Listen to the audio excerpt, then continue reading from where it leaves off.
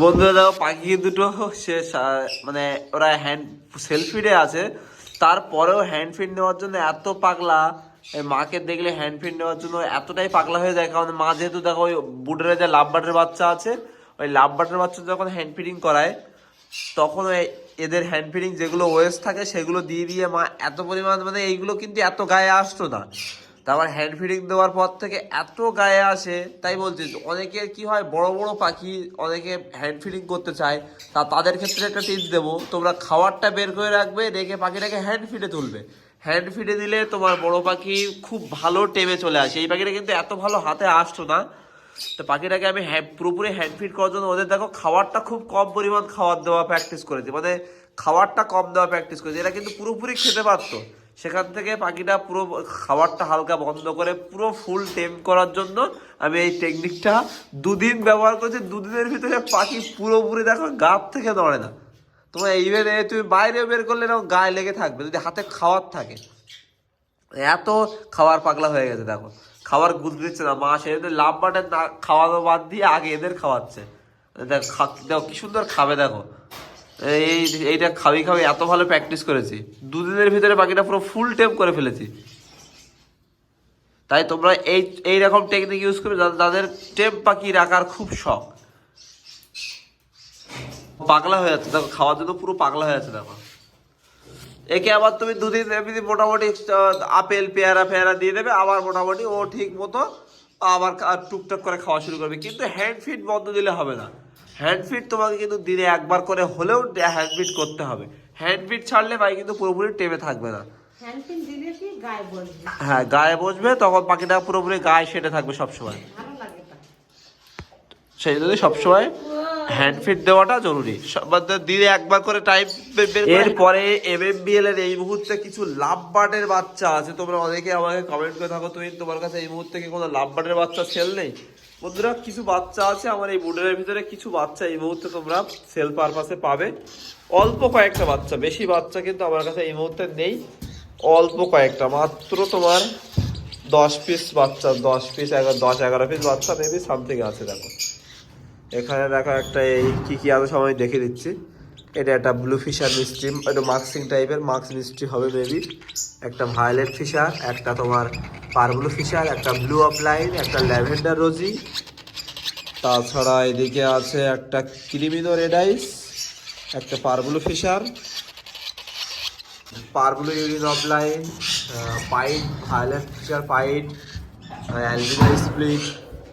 এই সাবজেক্ট তোমার এই 11 পিস মতো পাখি আছে। দেখো 11টার মতো বাচ্চা, 11-12 পিস মতো বাচ্চা এখানে এই মুহূর্তে মায়ের কাছে হ্যান্ড ফিডে তোমরা পাবে।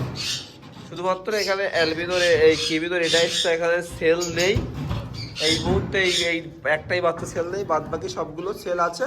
তোমার যদি কারো লাগে ওর সাথে কন্ট্যাক্ট করো। তো এখানে যে মায়ের কাছে এতক্ষণ ধরে যে টেম সানটা দেখলে, এই সানটাও এই মুহূর্তে অ্যাভেলেবেল আছে। এই সানটাও কিন্তু এই মুহূর্তে তোমরা অ্যাভেলেবেল পাবে, যদি কারো লাগে কন্ট্যাক্ট করবে। পুরো ফুল টেম ফ্রি ফ্লাইং সান অ্যাভেলেবেল আছে। কোয়ালিটি দেখো, রেড ফ্যাক্টর কোয়ালিটি খুব ভালো মার্কিং এর, বাকি সাইজ হেলথ বডি কোয়ালিটি। এছাড়া এক পেয়ার ইয়েলো সাইড আর একটা পাইনাপেলের পেয়ার পেয়ে যাবে। দেখো পাইনাপেলটা ফুল টেম, এটা অ্যাডাল্ট পেয়ার, এটা অ্যাডাল্ট পেয়ার উইথ দিয়ে আছে পেয়ারটা।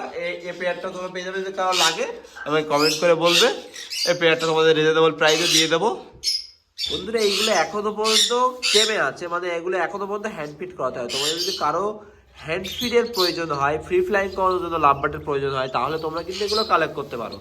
অথবা তোমরা যদি কেউ মিউটেশনের ক্ষেত্রে কাজ করতে চাও তাহলেও বলে রাখবে, পুরোপুরি সেল ফিডলে তারপর তোমাদের সেটা ডেলিভার করা হবে, বুঝলে? বাচ্চাগুলো তোমাদের জাস্ট কোয়ালিটি দেখাচ্ছি। কারো যদি কোনো নিড হয়ে থাকে তাহলে আমার সাথে কন্ট্যাক্ট করবে। এই মুহূর্তে এই কটাই বেবি আমার কাছে অ্যাভেলেবেল আছে। এখানে কিছু কিছু বাচ্চা অলরেডি ফ্লাইং এ চলে এসছে, এই পারে 2-3টে বাচ্চা ফ্লাইং এ চলে এসছে, পুরো ফেদার ক্লিয়ার হয়ে গেছে। হ্যাঁ ওই 2-3টে বাচ্চা ফ্লাইং এ চলে এসছে। মা যে 2-3টে বাচ্চা দেখাচ্ছে, 2-3টে বাচ্চা সাদা বাচ্চাটাও ফ্লাইং এ চলে এসছে, দেখলাম কালকে সকালবেলা দেখলাম উঠছিল। তাই বলছি এখানে কিছু কিছু বাচ্চা অলরেডি ফ্লাইং এ চলে এসছে। তাই তোমাদের যদি কারো কোনো বাচ্চা কারো যদি কোনো লেগে থাকে কন্ট্যাক্ট করবে অবশ্যই। নাম্বার ডিসপ্লেতেও দিয়ে দেবো, ডেসক্রিপশনে দিয়ে দেবো। ওদের আজকে ছোট্ট একটা ভিডিও, আর তোমাদের কারো যদি কোনো পাখির কোনো প্রবলেম হয় তাহলে অবশ্যই কমেন্ট করে বলবে, বা আমার হোয়াটসঅ্যাপ গ্রুপে তোমরা জয়েন্ট হয়ে যাবে। আমি হোয়াটসঅ্যাপ গ্রুপের লিঙ্ক নিচে ডেসক্রিপশন বক্সে দিয়ে দেবো, একবার চেক করে দেবে।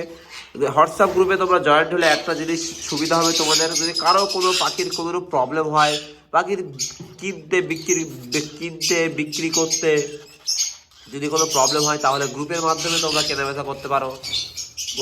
শুধুমাত্র তোমার লিগ্যাল পাখি, যেগুলো ইললিগাল কোনো পাখি গ্রুপে প্লিজ দয়া করে কোনো পাখি অ্যাড দেবে না। ইললিগাল কোনো প্যারট জাতীয় যেসব ইললিগাল যেসব পাখিগুলো বর্তমান টাইমে, সেসব পাখিগুলো কেউ রিকোয়েস্টও করবে না যে এই পাখিগুলো পাওয়া যাবে কি না।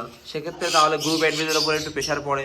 তো তোমাদের যেগুলো লিগ্যাল পাখি সেই সব পাখি তোমরা গ্রুপে অ্যাড দেবে, এই পাখিটা যার লাগবে বা যে পাখি বিক্রি করবে।